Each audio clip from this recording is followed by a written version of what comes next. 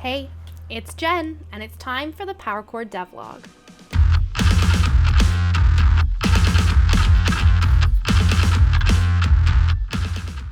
This week, we sat down once again with Jamie and Miko to talk about the character development of Grimnir Brawlfist, from all of his design iterations into the mechanics and cards in his deck.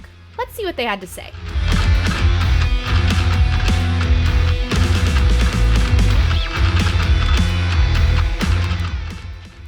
So first, I'd like to ask what some of the inspirations and motivation were for Grimnir's character. Well, this was the first character that we ended up working on. So early on, it was not just figuring out the character, but also figuring out a general look for how the game was going to function. And because he was also the first one, he probably went through the most extreme changes along the way too. He's anywhere from a tiny little old guy to a great big He-Man shaped character, until he eventually settled in on what he ended up being.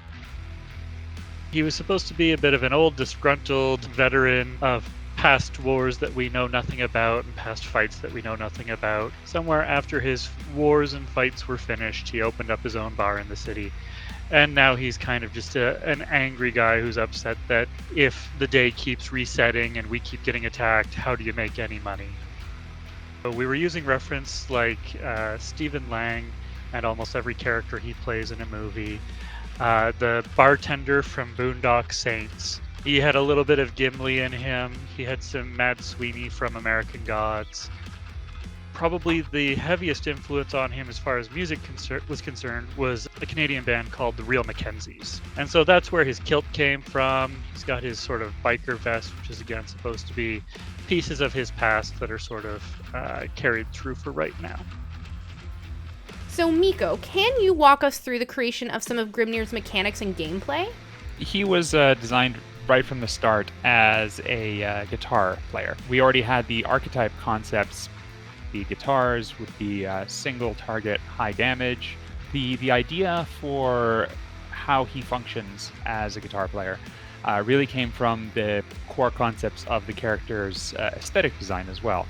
He is a bar owner, he was used to brawls, and the concept of somebody who is a bar brawler really carried into the character's mechanics. A character who is used to getting hit and will return that pain in kind. He went through quite a few iterations with that. Initially, it was just that he would take a bit of damage or any amount of damage, and that would become a point of his rage. Since that didn't scale particularly well, I decided to make it so that every point of damage contributed to his rage. He plays in a very tenuous relationship with his own health, where taking damage makes him stronger, but also puts him in a riskier position. Finally, I'd just like to ask what advice you'd want to give to maybe a first-time player or for a player who wants to focus on a guitarist playthrough. When it comes to getting the most out of Grimnir, remember that armor is just as valuable for him as health. He gets those rage charges regardless of which he loses, so favor giving him armor to keep him alive rather than trying to heal him or provide barriers.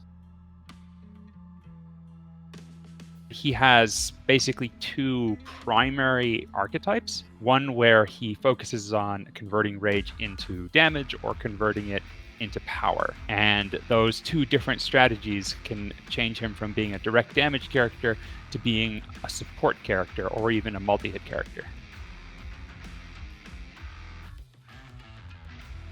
So in his deck, one of my personal favorites is called See Red, which allows him to be in a stance that allows him to gain rage when his allies take damage in addition to when he does. So if he's in a bad position where his health is low and he can't really take advantage of the rage charges by getting hit, he can just get the same effect from his allies and really push that damage even further.